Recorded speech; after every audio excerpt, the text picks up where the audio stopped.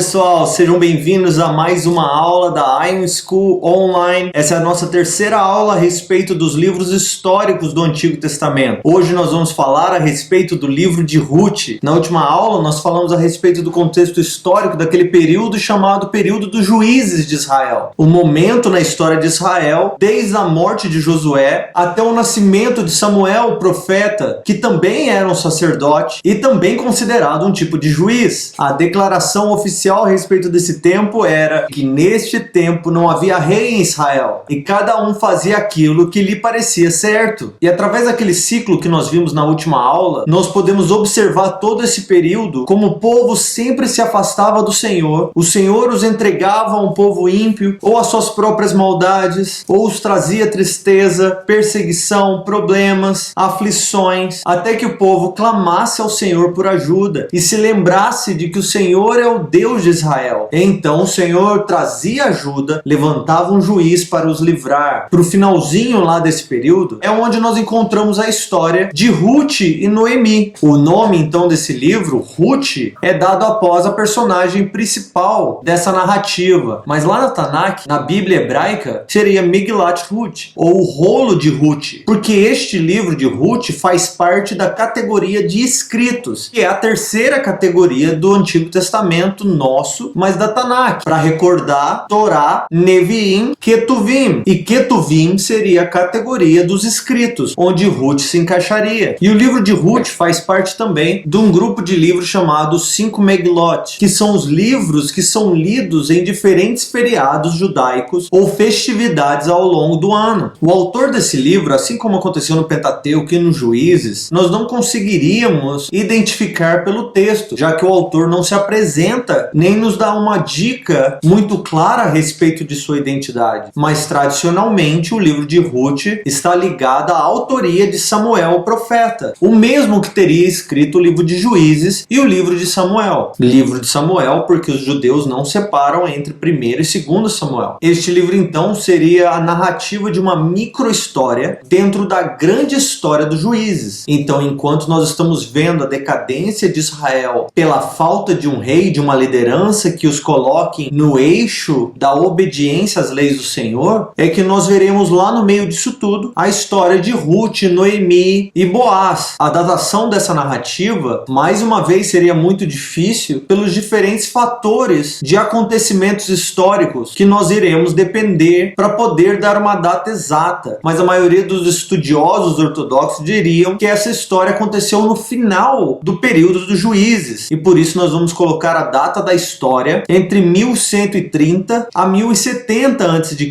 os últimos 50 anos antes do nascimento de Samuel. E agora, a escrita dessa narrativa não poderia ter acontecido antes do reinado do rei Davi, já que o próprio livro de Ruth cita o rei Davi, mas provavelmente também não aconteceu durante o reinado do rei Salomão, porque provavelmente o nome do rei Salomão também teria sido citado dentro da genealogia de Ruth, assim como ocorreu com Davi. Mas para aqueles que acreditam na hipótese documental, aquela teoria que acredita que na verdade o Pentateuco é um ajuntado de várias fontes que formaram um só livro, algumas partes dele tendo sido escritas no período do exílio e até mesmo pós-exílio na época de Esdras, Neemias, para eles o livro de Ruth teria sido escrito por volta do ano de 550 a.C., já que pelo livro nós vamos entender que tanto Ruth quanto Noemi tinham uma certa noção das leis deuteronômicas. E como eles acreditam que essa porção de Deuteronômio teria sido escrito somente na época do exílio e pós-exílio, então para fazer sentido este livro também precisa ter sido escrito muito depois da data que nós estamos atribuindo a ele. Para estes que acreditam nessa data tão tardia, chegando ao período do exílio, pós-exílio, eles também vão ignorar a tradição que vai declarar Samuel como o autor deste livro. Nós, mais uma vez, vamos ficar com a tradição que afirma Samuel como seu autor. E o local onde essa história se passaria teria sido lá em Belém, uma cidade que ficava na porção dada à tribo de Judá, a tribo onde a maioria dos personagens desse livro pertence. Este livro, que é tão pequenininho, contendo apenas 4 capítulos, vai ter como seu tema principal, diferente do livro de Juízes, que se tratava muito mais a respeito das atitudes do povo de Israel contra as leis do Senhor e como a ira do Senhor Senhor os alcançava, este livro vai falar a respeito da misericórdia e graça do Senhor em abençoar aqueles que o temem e guardam os seus mandamentos, mesmo depois de terem errado contra o Senhor. Então este livro vai falar a respeito da bênção do Senhor sobre aqueles que o temem, sobre as leis de Levirato e a lei da respiga, e também vai se tratar sobre os descendentes de Perez, em alguns lugares chamado de Parez ou Fares. O versículo-chave do livro de Ruth seria Ruth 1,16, que é também um versículo muito utilizado em casamentos e em declarações de amor. Aquele momento onde Ruth declara a Noemi o seguinte: não insista comigo para que eu te abandone e deixe de te seguir, pois aonde fores, eu irei, aonde quer que ficares, ali ficarei. O teu povo será o meu povo, e o teu Deus será o meu Deus. Um resumo básico do livro poderia ser simplesmente que Deus abençoa aqueles que vivem em obediência e de que as coincidências e acidentes que acontecem nas nossas vidas fazem parte dessa vida submissa ao Senhor, de que o Senhor é bom, misericordioso para tornar a amargura em alegria por meio de um restaurador ou um resgatador. Assim como em outros livros da Bíblia, o livro de Ruth demonstra essa mão protetora e provedora do Senhor acompanhando de maneira invisível, mas perceptível durante toda a narrativa, enquanto os próprios personagens da história tomam ciência da presença, do plano e da ação do Senhor nas suas vidas. E aquilo que parecia antes um acidente, agora pode se tornar uma bênção ou se tornar um motivo da nossa alegria. Antes de nós entrarmos no nosso esboço desse livro, eu quero refrescar um pouquinho a sua memória a respeito do contexto dessa genealogia que nós vamos acompanhar agora. Lá nos últimos versículos do livro de Ruth vai nos dizer que Perez gerou Esrom, e Esrom gerou Rão, Rão gerou Aminadab, Aminadab gerou Nazon, Nazon gerou Salmão, e Salmão gerou Boaz. Este Perez, de quem essa genealogia está sendo contada, nós vamos encontrar ele lá em Gênesis capítulo 38. Quando José foi vendido para os ismaelitas que o levaram até o Egito, depois dessa história, nós vamos ver que Judá deixou seus irmãos e se casou com uma cananeia, que naquela época Jacó e sua família moravam na região de Canaã. Com essa mulher, Suá, ele teve 3 filhos, Er, Onã e Selá. Selá sendo o filho mais novinho, caçulinha. Quando seu filho Er se tornou homem, ele entregou Er a uma mulher chamada Tamar, que se tornou esposa de Er. Passando um tempo, Er, que era um homem mau aos olhos do Senhor, morreu justamente pelas mãos do Senhor. Tamar ficou viúva e, de acordo com essa lei chamada Levirato, um de seus irmãos deveria se casar com a viúva e ter filhos com ela para que a genealogia do seu irmão não fosse esquecida. Então se aplicou essa lei a Tamar e Onã casou-se com ela, o filho do meio. Mas Onã sabia que essa lei iria declarar que todos os seus filhos com Tamar não seriam seus, mas seriam de seu irmão mais velho Er. E ele não gostou muito dessa ideia. E todas as vezes então que ele se deitava com Tamar, ele fazia com que seu sêmen caísse no chão, por maldade, para prejudicar a genealogia do seu irmão. E isso não tinha nada a ver com um método anticonceptivo, mas era pura maldade no coração de Onã. Ele não queria dar ao seu irmão uma descendência. O que aconteceu? O Senhor novamente veio contra ele e o matou, assim como fez com seu irmão mais velho. Sobrou a incumbência diante dessa lei de tomar a viúva para quem? Selá. Mas Selá ainda era muito novo. Judá, pai de Selá, diz a Tamar, sua nora, então: Tamar, espera um pouco até que Selá se torne adulto, maduro o suficiente para te tomar como esposa. Tamar diz para ele: beleza, eu espero. Os anos se passaram, Tamar percebeu: Selá já é adulto, já é um homem. Por que Judá ainda não me entregou o que é meu por direito? Porque em sua concepção ela queria uma descendência, queria ter o seu nome na genealogia daquela família. Mas Judá não entregava Selá para ela de maneira alguma. É nesse momento da história que ela se cobre com um véu. Judá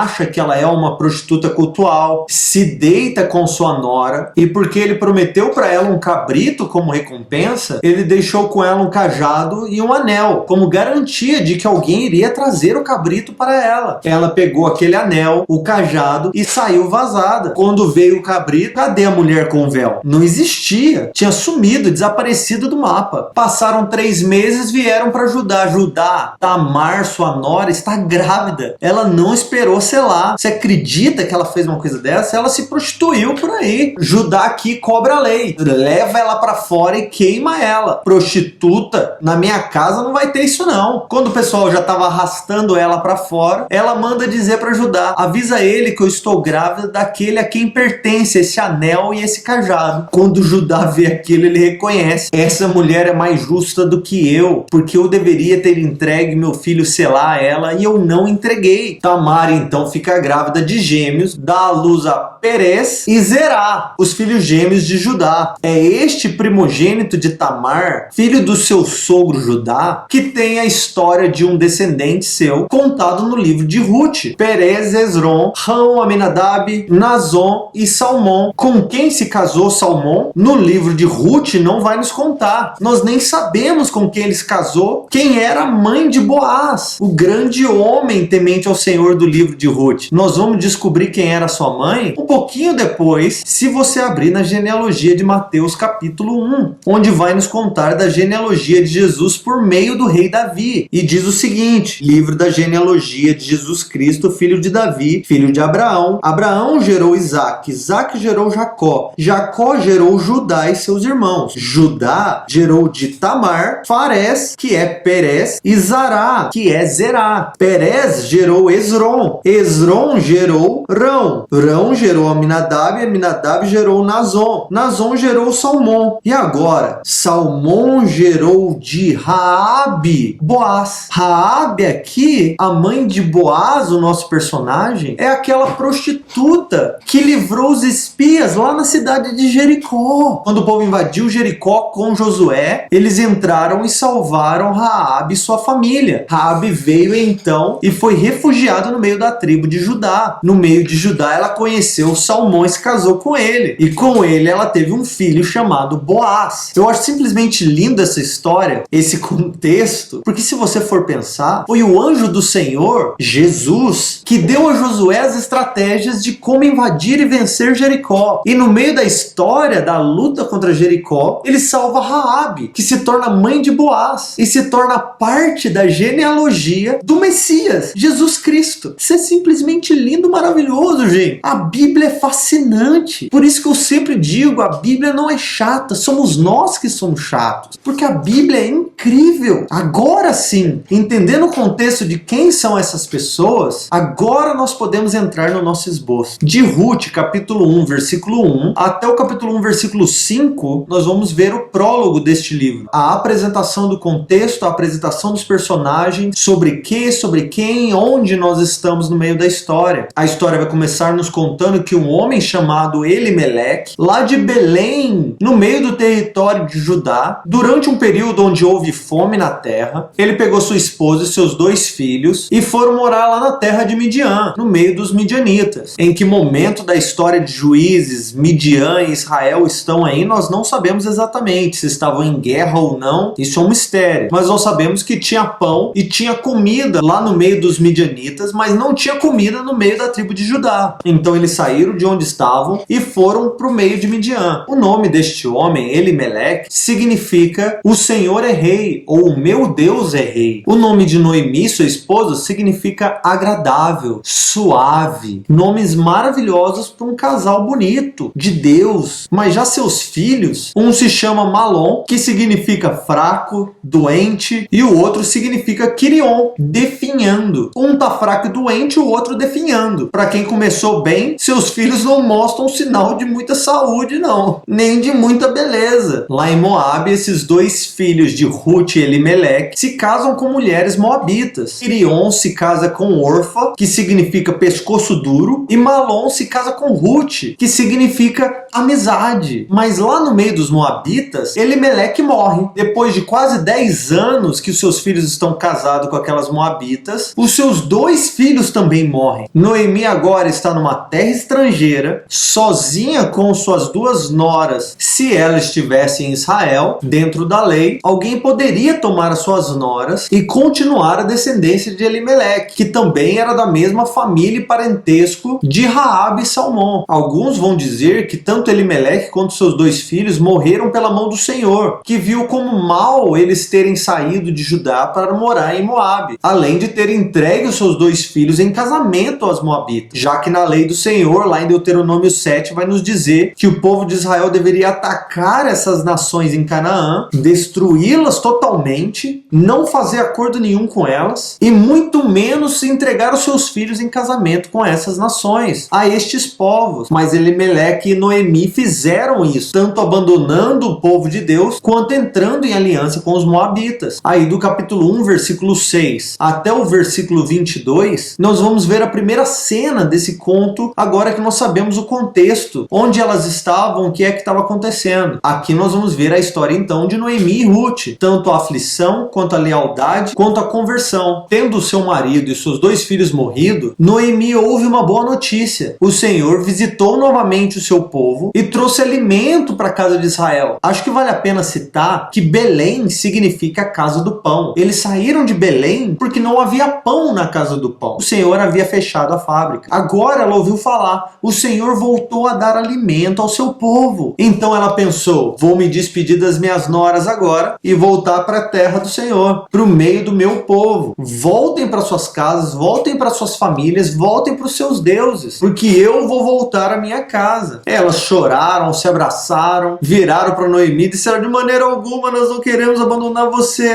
Ela, Noemi, diz, não tem como, eu não posso dar outros filhos para você, mesmo que eu me case hoje e eu tenha um filho hoje, ainda assim serão anos até que eu possa dar a vocês o meu filho. Então voltem para suas terras, deixa que eu vá sozinha, porque a mão do Senhor está contra mim, como diz o versículo 13. Orfa, sua nora, se despede de Noemi e vai embora, mas a outra nora de Noemi, Ruth, se apega a Noemi e fala, eu não vou te abandonar, eu não vou te deixar de maneira alguma. E é aqui que nós vamos ver aquele versículo chave. No versículo 16, Ruth dizendo para Noemi, não insistas comigo para que eu te abandone e te deixe seguir, pois onde quer que fores, irei também. Onde quer que ficares, ali ficarei. Porque o teu povo, a partir de agora, vai ser o meu povo. E o teu Deus vai ser o meu Deus. Onde quer que morreres, ali também eu morrerei e serei sepultada. E que o Senhor me castigue se por qualquer outro motivo além da morte eu me separar de ti. Noemi se alegrou então com a lealdade de Ruth. Elas se prepararam então e voltaram para Belém. Quando elas chegaram em Belém, no versículo 19, foi aquele rebuliço no meio da cidade. O que está acontecendo? O que está acontecendo?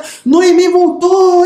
Noemi voltou! Mas voltou agora sozinha, sem o marido, sem os 2 filhos, apenas com uma de suas noras. Quando Noemi ouviu a mulherada chamando ela, Noemi, Noemi, ela, não me chame de Noemi, que significa agradável, me chame agora de Mara, que significa amarga, pois o Todo-Poderoso tornou minha vida amarga. Aqui ela está fazendo uma citação ao Deus de Israel, é o Shaddai, aquele da aliança de Abraão. O Senhor de Israel tornou minha vida amarga. Quando eu saí daqui, saí em fartura, mas volto agora de mãos vazias. E foi assim que elas voltaram para Belém e chegaram bem no início da colheita da cevada. Do capítulo 2, versículo 1 ao capítulo 2, versículo 23, nós vemos a segunda cena, onde nós encontramos Ruth, Boaz e Noemi. E nós vemos uma bondade inesperada, porque se não fica óbvio pela história, a realidade de Noemi e Ruth, elas estão pobres, com uma mão na frente e outra atrás. Sem contar que uma delas é moabita, uma estrangeira e de um povo não muito aceito no meio de Israel. Tanto que em Deuteronômio 23, versículo 3, vai nos dizer que nenhum moabita entrará na Assembleia do Senhor, de que até a 10ª geração eles não poderiam participar da Assembleia do Senhor, porque eles não saíram com pão e água quando os israelitas precisavam no meio do deserto, sem contar que eles contrataram Balaão para amaldiçoar o povo e fizeram com que o povo pecasse contra o Senhor. Pela lei, então, Ruth nem poderia fazer parte do povo de Deus naquela época. Uma grande imagem dos gentios, pessoas como eu e você, que não poderiam fazer parte da aliança do Senhor, povos impuros, e fomos tragos para a aliança do Senhor debaixo de misericórdia. O Senhor demonstrou graça para conosco. Quando Ruth veio com Noemi e as 2 pobres, Ruth vira para Noemi e diz, eu vou para os campos colher algumas espigas para nós comermos. As espigas que sobraram da colheita. E é aqui que nós vemos a lei da respiga. Essa lei foi dada por Deus para favorecer os pobres, os órfãos e as viúvas, assim como também os estrangeiros de passagem que viajavam pelas terras de Israel. E essa essa lei lá de Levítico 19, versículo 9, e de Deuteronômio capítulo 24, de 19 a 21, é uma lei social que diz que não se deve colher toda a safra, seja de grão, seja de oliveira, seja da uva ou de qualquer tipo, mas sempre deveriam se deixar algumas espigas, alguns frutos que ficassem nas bordas do campo, perto das estradas, para que estes, os pobres, as viúvas, os estrangeiros, os órfãos, pudessem vir depois dos trabalhadores e colher qualquer coisa que sobrasse da colheita. Era então dentro dessa lei da respiga que Ruth foi ao campo para colher espigas depois dos trabalhadores. É nesta mesma lei da respiga que nós vamos ver Jesus e seus discípulos lá em Lucas caminhando pelos campos e colhendo espigas no sábado. Eles não estão roubando, eles estão fazendo algo que é permitido pela lei, colhendo o que sobrou da colheita. Mas voltando aqui para o texto de Ruth, nós vamos ver que Ruth foi parar coincidentemente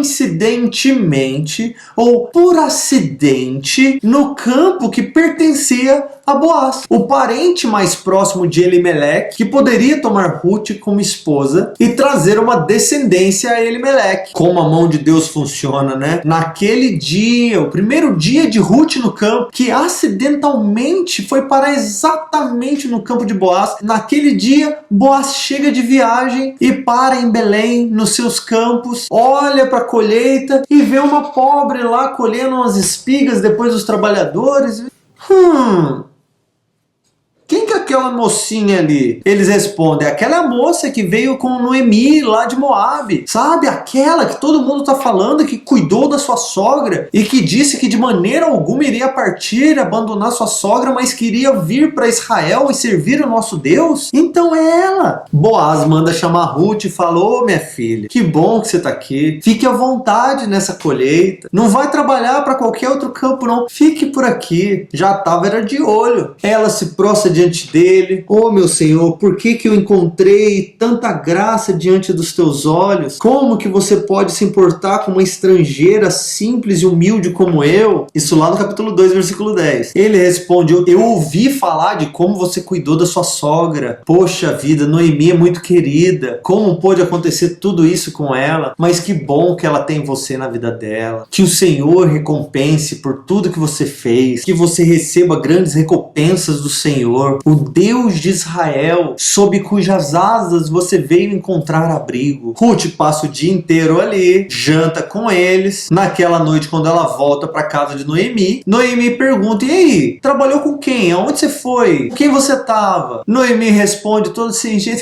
poxa, fui trabalhar no campo de um homem chamado Boaz. Noemi deve ter sorrido de orelha a orelha e disse para ela, que Boaz seja abençoado pelo Senhor, porque ele não deixou de nos mostrar benevolência, nem para nós que estamos vivos, nem para com os mortos, falando a respeito dos parentes de Boaz que haviam morrido, Elimeleque e seus filhos. E aí aqui ela fala para Ruth, este homem é parente nosso, ele é um dos nossos resgatadores. Esse resgatador é o responsável por garantir os direitos de subsistência, também de decência e propriedade das viúvas, porque segundo a lei, somente um parente poderia resgatar a terra de outro parente tendo o mesmo sangue e que tivesse finanças para comprar o campo daquele que morreu, mesmo que esse campo tivesse sido vendido a outra pessoa, essa terra poderia voltar a ser posse daquela família, já que o seu dono havia morrido. Seria assim então dentro da lei de Israel que se poderia resgatar essas terras, essas posses. Mas não somente isso, porque Elimeleque, o marido de Noemi, tinha um pedaço de terra que poderia voltar a sustentar as duas. Mas não somente Elimeleque morreu, mas os seus filhos morreram deixando uma viúva. Então não somente a lei de resgate precisava ser aplicada, mas também a lei do levirato, que é declarada lá em Deuteronômio 25, que declara que um irmão deveria se casar com a viúva de um irmão falecido que não tivesse deixado filhos para trás, justamente para que este pudesse dar filhos à esposa e estes filhos se tornassem parte da genealogia do seu irmão, para que o nome do seu irmão não fosse apagado. E aí no versículo 9 e 10 do capítulo 25 de Deuteronômio vai dizer que se um homem ou um irmão se recusasse a casar com a viúva, de que ela deveria cuspir na cara dele e tomar um de seus sapatos, e as pessoas da cidade iriam reconhecer aquele homem como um homem sem sapato, ou um homem descalço, desonrado, ou como nós diríamos hoje em dia,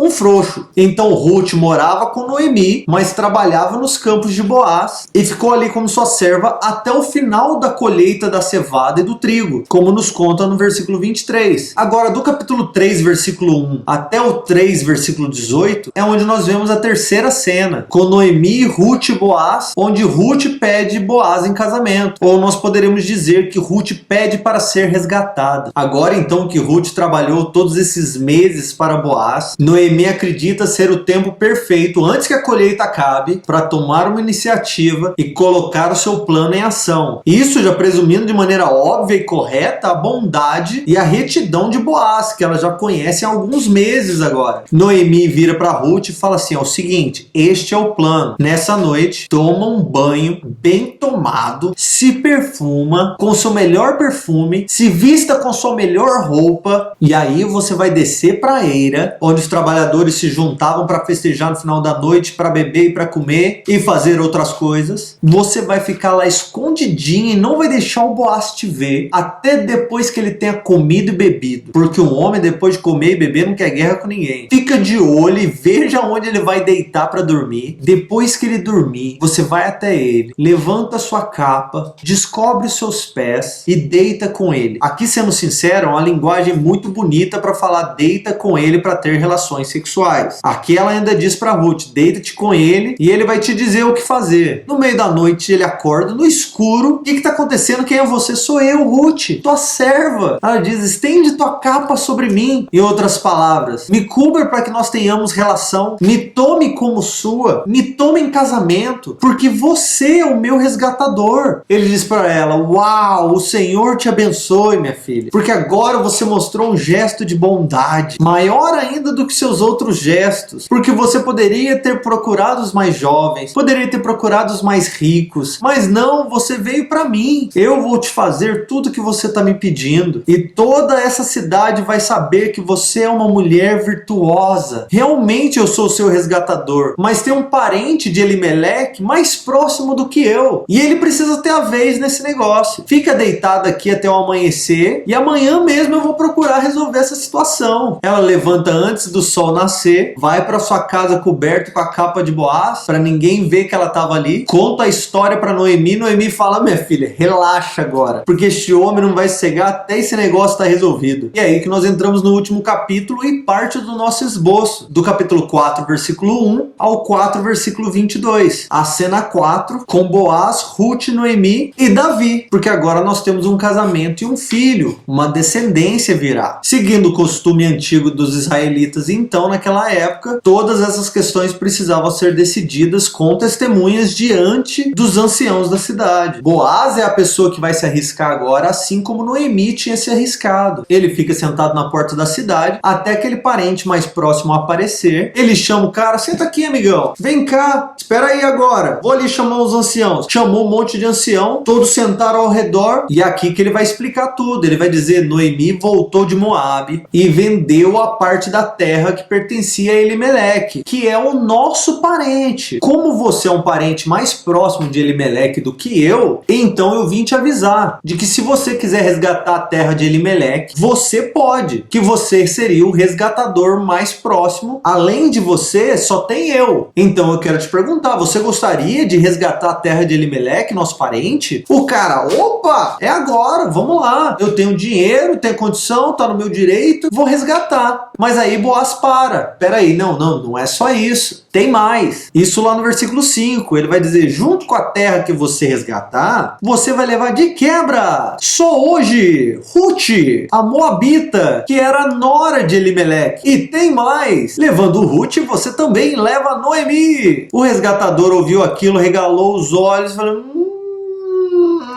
isso é muito mais do que eu posso. Isso não vai dar certo. Talvez ele era casado já. Não vai dar certo. É muita mulher. Isso vai prejudicar meus negócios. Não quero não. Pode deixar. Não quero resgatar mais não. Você resgata. Boaz falou para os anciãos, agora vocês são testemunhas entre eu e ele. Ele abriu mão do seu direito e eu irei resgatar a terra e tomarei Ruth como minha esposa. Mas só por amor a Elimeleque e a Malom, o ex-marido dela que morreu. Naquela ocasião, então, no versículo 11, os anciãos vão abençoar aquilo tudo e dizer sobre Ruth que o Senhor faça com essa mulher que está entrando na tua família, assim como ele fez com Raquel e Lia, que juntas edificaram a casa de Israel. Que o Senhor te torne, Boaz, poderoso em Efrata e famoso em Belém, e que com os descendentes que o Senhor te der com essa moça, que a tua família seja como Perez, que Tamar deu a Judá. Olha só a bênção deles. Em que contexto eles estão abençoando Boaz? Eles estão dizendo, assim como o Senhor abençoou Perez, filho de Tamar, com o seu sogro, dentro da lei de Levirato, e Perez foi uma bênção em Israel, chegando até você, Boaz, que os filhos que o Senhor trouxer para você e Ruth, dentro da lei do Levirato também, que eles sejam uma bênção e que vocês sejam conhecidos e poderosos na nação. Boaz então se casa com Ruth. Ruth fica grávida e dá à luz a um filho. As mulheres da cidade então abençoam Noemi, porque agora ela é vovó, mesmo que não por meio dos seus filhos. E elas começam a dizer: bendito seja o Senhor, que hoje, Noemi, não te deixou sem um resgatador, que o seu nome se torne famoso em Israel. E aí elas dizem assim ainda: esse menino vai te consolar na velhice, porque é filho da tua nora, e ela te ama demais, Noemi. Ela é melhor do que 7 filhos para ti. Imagina isso, gente. Você conhece alguma sogra que diria isso a respeito da sua nora ou do seu genro? Ou você é melhor do que se eu tivesse 7 filhos? Noemi então pega essa criança que se chamou Obed e passou a cuidar dele. Este Obed, filho de Ruth e de Boaz, neto de Raabe e Salmão, é também pai de Jessé, que é pai de Davi, lá da pequena cidade de Belém, no meio de Judá, que já